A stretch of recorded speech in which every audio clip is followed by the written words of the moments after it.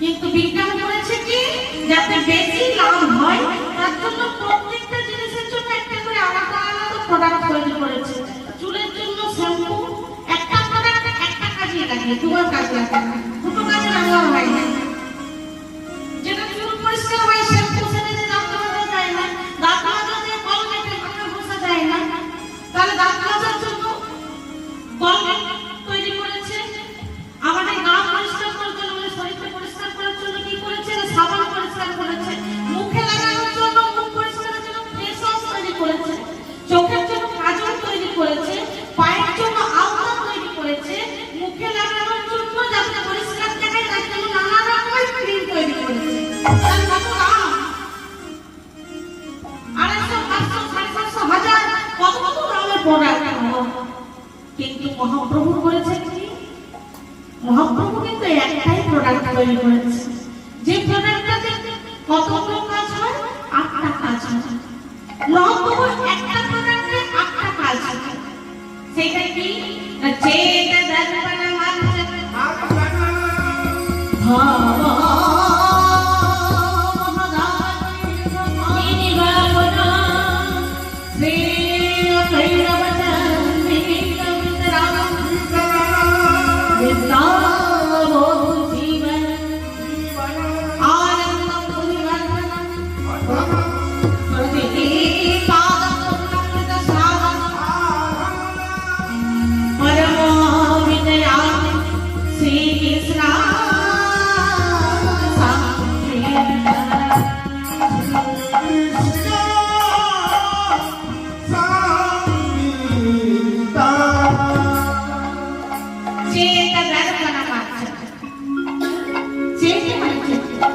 দর্পণ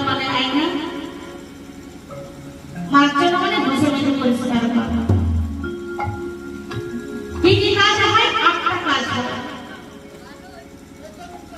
মনের আয়না,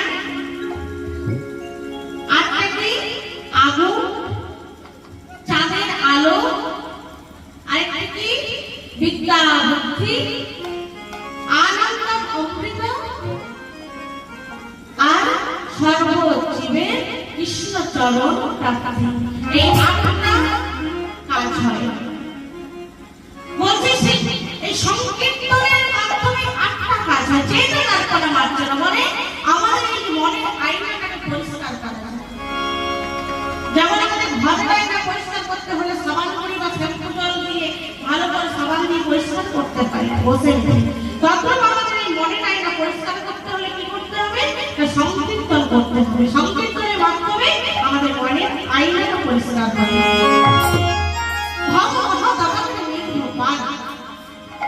আমাদের যে সবসময় আমরা যে গাও গাও করে ভব মহাদাতাদের মধ্যে আগুনের মধ্যে জ্বলে পুড়ে শেষ হয়ে যাচ্ছে, এই আগুনটা নিভে গেছে না সংকীর্তনের মাধ্যমে। সেও করিলাম চন্দ্রিকা, যেমন পার্থিব জগতে এই যে পৃথিবীতে যখন চাঁদ উদয় হয়, এই চাঁদের আলোতে কি হয়, সারা পৃথিবী আলোকিত হয়।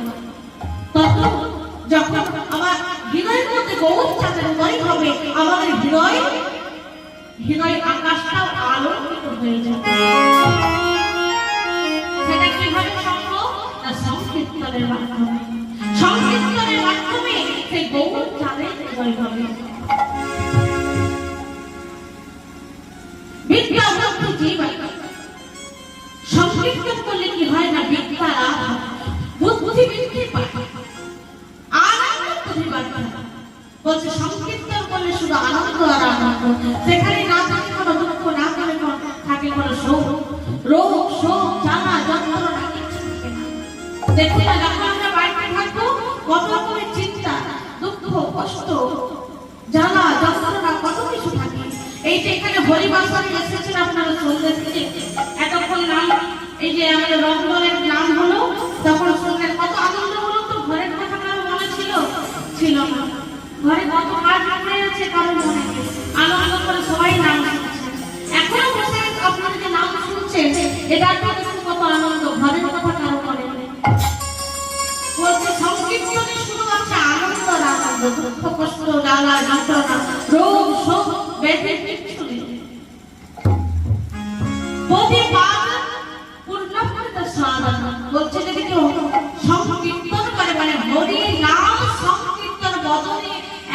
বলে তাহলে বুঝবে যে কতই অমৃতের স্বাদ।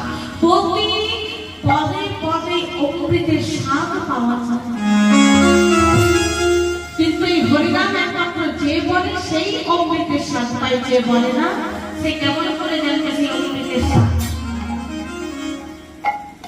আর কি বলছে, যদি হরি নাম সংকীর্তন করে তাহলে সর্বজীবের আত্মা, যদি হরি নাম করা হয় জীব আত্মা কৃষ্ণ চরণ প্রাপ্তি লাভ করে।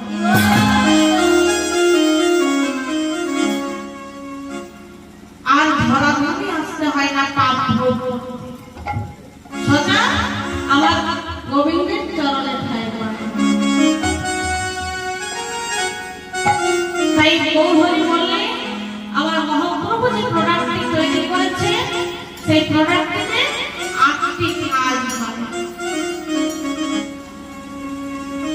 তাই শিবশঙ্করী গৌরবার নাম করছে, আর এদিকে শিবাস বলে উঠলেন আমার কি ইচ্ছে জানো, বলে শোনো শোনো গৌরহরির রূপ দর্শন করে আমার কি ইচ্ছে হয় জানো, আমার গৌর করে যত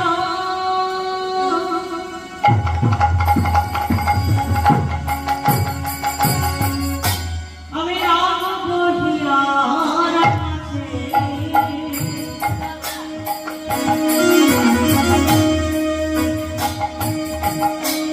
গৌর বরা গৌর ভূষা হে মাতা ও গৌর বরা করে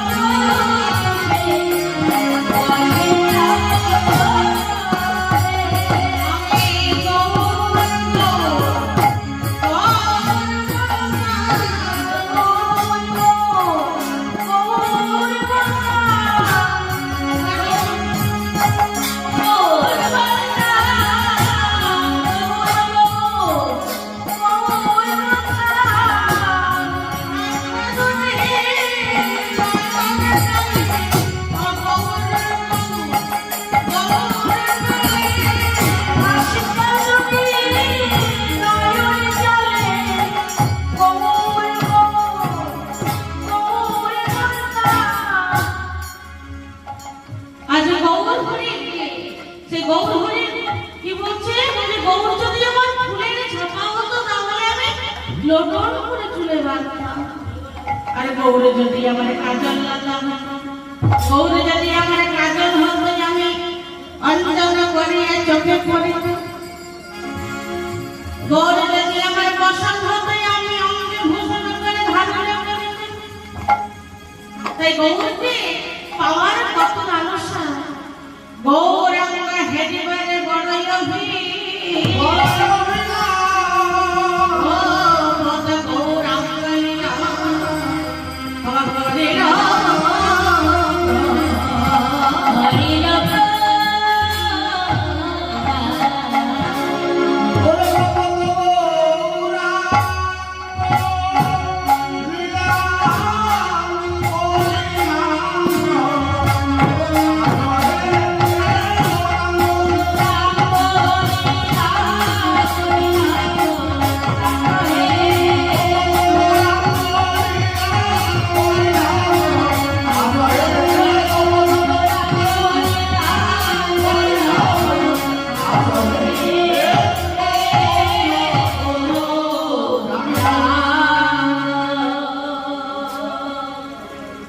শব্দ আমার গৌর অনুরাগী, কৃষ্ণ অনুরাগী। এই হরিবাসরে আগত সকল ভক্তবৃন্দের চরণে জানাই আমার সহস্র কোটি কোটি দণ্ডবত।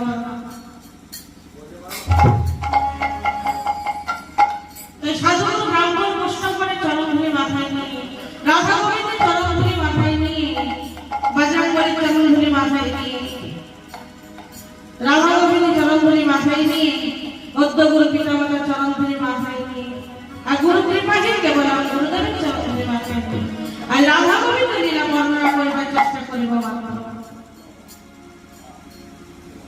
তাই আজকে এই হরিবাসরে যে বিষয়বস্তুটি পরিবেশন কীর্তন হতে চলেছে, আজ লীলার বিষয়বস্তু হলো বাবা গৌরাঙ্গ লীলা।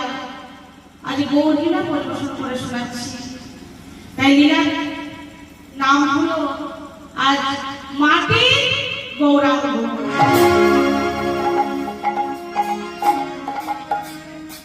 তাই চলুন আজ আমরা সকলে একবার হরিনাম করে, নাম ছাড়া তো কোনো গতি নেই বাবা। হরে রে নাম, হরে রে নাম, হরে রে নাম,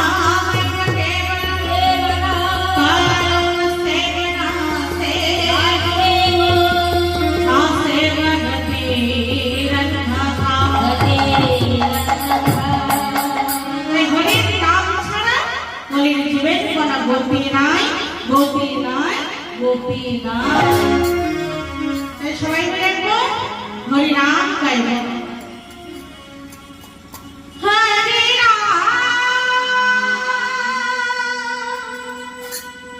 Krishna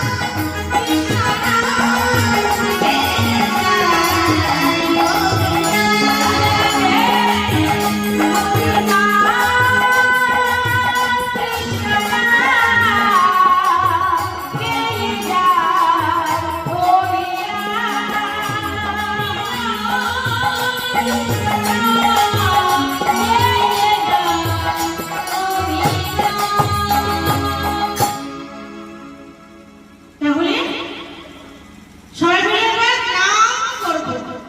করতালি দিয়ে একসাথে সবাই মিলে নাম করবে। কি নাম?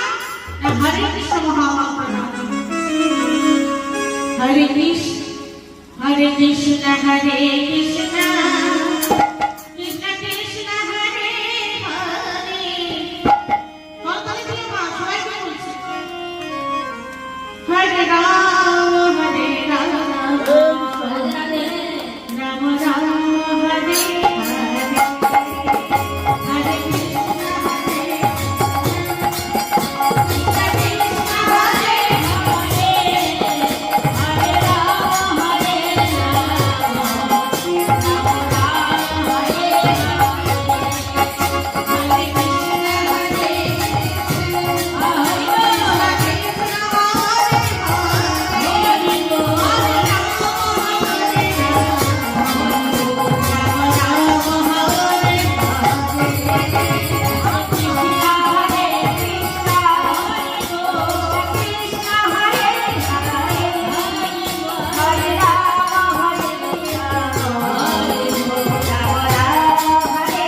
হরে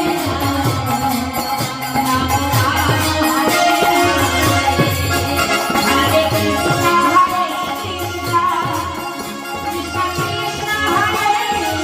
হরে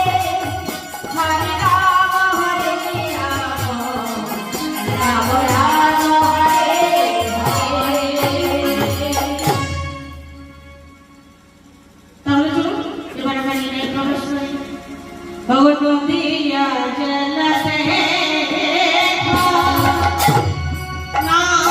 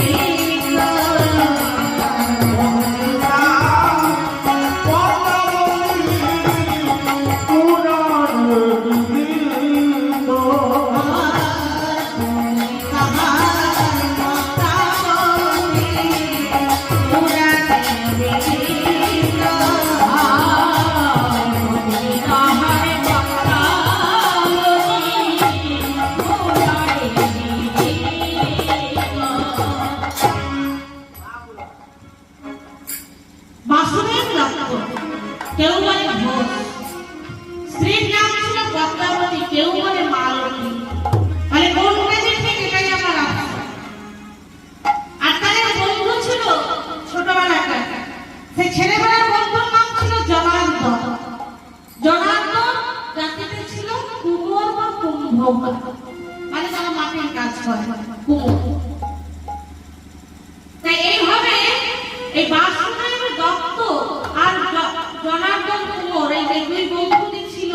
ছেলেবেলা থেকে তারা একসাথে পাঠশালায় পড়াশোনা করতো, খেলাধুলো করতো।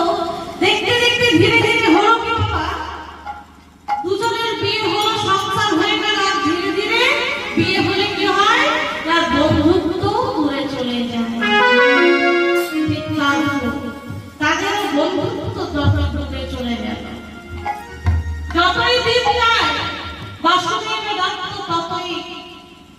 দিন দরিদ্র হয়ে পড়ে, গরিব হয়ে যায়, ব্যবসা বাণিজ্য সব বন্ধ হয়ে যায়, সংসারে এত অভাব, এত অনটন, শেষে নিরুপায় হয়ে করলেন কি? বাসুদেব দত্ত আশ্রয় করে দিলেন একটা ভিক্ষার ছবি। সেই ভিক্ষার ছবিটা কাঁধে তুলে দিলেন, ভিক্ষার ছবিটা কাঁধে তুলে দিয়েছে। একদিন প্রভাত সকালবেলা সে পদ্মা বলে বলে উঠলে, বলে ওগো স্বামী, স্বামী তুমি ওঠো, ওঠো তাড়াতাড়ি ভিক্ষাই চাও। তুমি যদি আজকে ভিক্ষাই না চাও তাহলে যে ঘরে এক মুষ্টিও চাল নেই, আজকে তোমার হাড়ি সুতো চাপবে না, ঘরে যে একটু অন্ন নেই। চাও না স্বামী, তুমি তাড়াতাড়ি গিয়ে কিছু ভিক্ষা করে নিয়ে এসো। বাসুদেব দত্ত স্ত্রীর কথা মতো তাড়াতাড়ি ঘুম থেকে উঠে শয্যা পরিত্যাগ করে মুখে চুলে জল নিয়ে ভিক্ষার ছবিটা কাঁধে নিয়ে চলে যাচ্ছে। বলে প্রভু, যে কিনা কোনোদিনও কারো কাছে একটা পান চেয়ে খায়নি, যে কিনা কারো কাছে কখনো একটা সেই মিশুটি চেয়ে খায়নি, আজ কিনা তুমি তার কাছে একটা ভিক্ষার ছবি চাপিয়ে দিলে প্রভু। তবে তোমার চাইছে, তোমার চাইছে তাই হোক প্রভু, তোমার কাছে তো সম্ভব, তাই তোমার চাইছে তাই হোক, আমি চললাম সেই ভিক্ষায়। বাসুদেব চলে যাচ্ছে ভিক্ষায়, ভিক্ষার ঝুলি কাঁধে নিয়ে, আর প্রভুকে ডাকতে ডাকতে চলে যাচ্ছে। ভজরে মন শ্রীনন্দন নন্দন অভয় চরণ বৃন্দারে।